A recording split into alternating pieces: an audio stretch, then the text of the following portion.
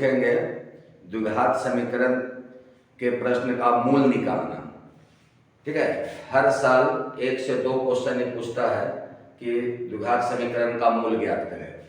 तो द्विघात समीकरण का मूल निकालने के लिए एक ही फॉर्मूला है जो है x = -b plus minus root under b square minus 4ac और बाई 2a। ठीक है, यहाँ a b c क्या है, तो हमारा जो है द्विघात समीकरण का मेन फॉर्म है ax square plus bx plus c। तो जो x स्क्वायर के साथ नंबर रहेगा वो हो जाएगा a, x के साथ जो नंबर है वो हो जाएगा b, और c जिसमें x ब्रैकेट कुछ नहीं है वो हो जाएगा c। तो आइए हम लोग क्वेश्चन देखते हैं।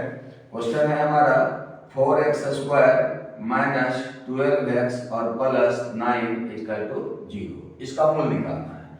तो यहाँ पर सबसे पहले हम लोग देखेंगे कि x स्क्वायर के साथ है 4, यानी a हो गया 4, x के साथ है हमारा -12, तो b हो गया -12, और बिना x वाला है 9, यानी c हो गया 9। अब केवल इसका वैल्यू इसमें रखेंगे, तो x हो जाएगा -b, b की जगह पर है -12, तो यहाँ हो जाएगा -12 प्लस माइनस रूट अंडर, फिर है b स्क्वायर, तो -12 का स्क्वायर माइनस 4a, एक जगह है 4 और c की जगह पर है 9, तो 4 × a, तो a हो गया 4 और c की जगह पर है 9 बाई 2a, तो 2 और a की जगह पर 4।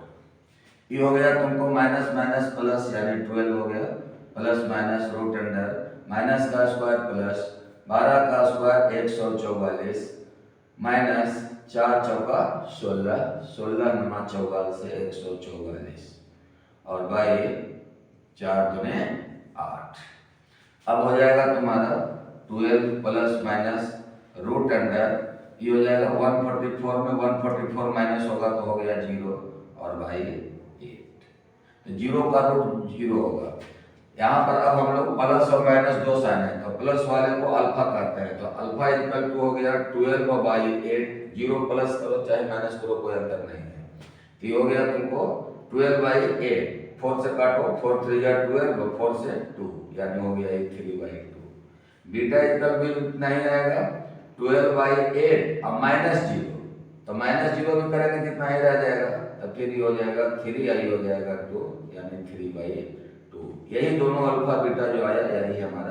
चलिए अगला क्वेश्चन है, द्विघात समीकरण में बहुपद ज्ञात करने के लिए जिसका शून्यक दिया हुआ रहता है, शून्यक यानी मूल दिया हुआ है। तो मूल दिया हुआ है तो शून्यक ज्ञात करने के लिए फॉर्मूला है हमारा x² minus alpha plus beta into x plus alpha into beta = 0। तो हमको अल्फा और बीटा, एक मूल है हमारा अल्फा, एक मूल है बीटा, तो एक मूल इसको अल्फा मान लीजिए और इसको बीटा मान लीजिए। तो यहाँ पर लिखेंगे कि लेट, यानी माना कि अल्फा बराबर √3 + 1 तथा बीटा बराबर √3 - 1।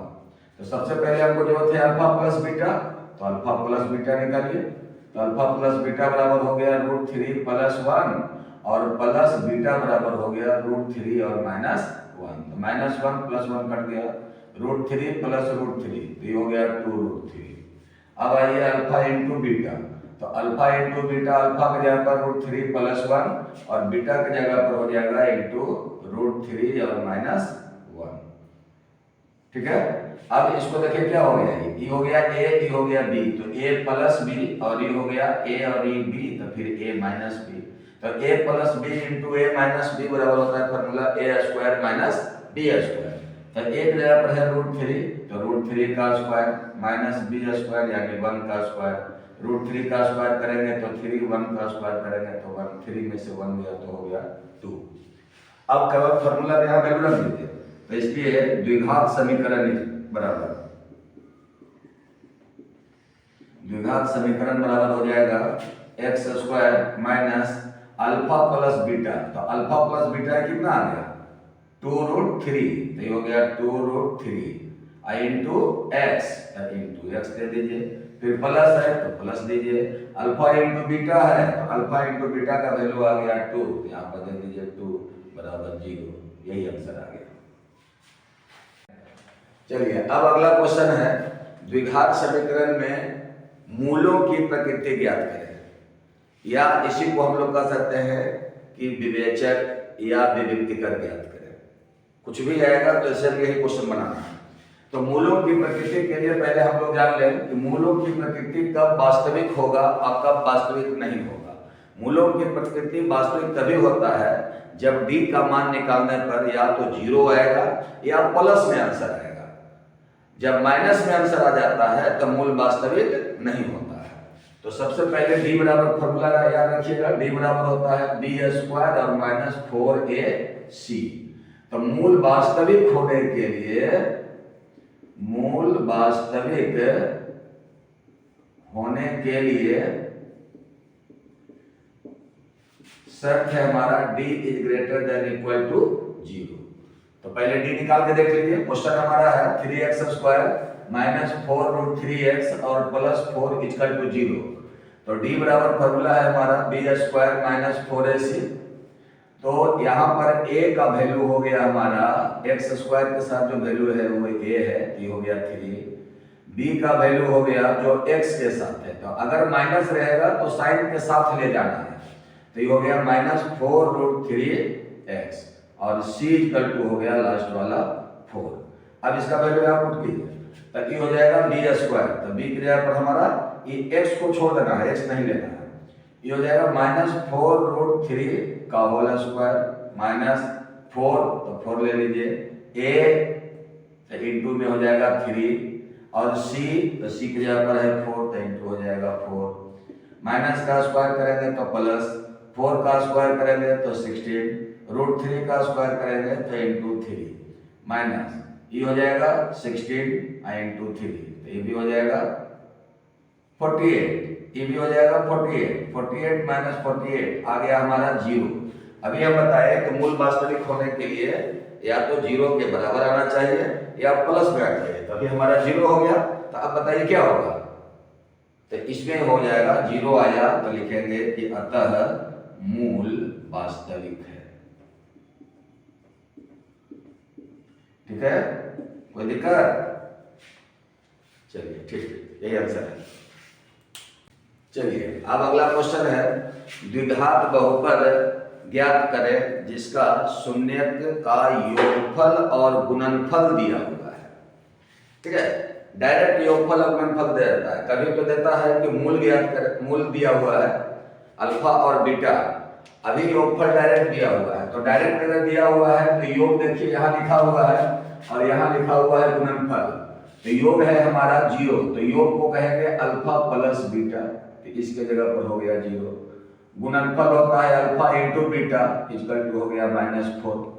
तो ये दोनों चीज डायरेक्ट दिया हुआ है, हम लोग क्या करेंगे सीधा फॉर्मूला लिखेंगे x square minus alpha plus beta into x और प्लस अल्फा इंटू बीटा बराबर 0।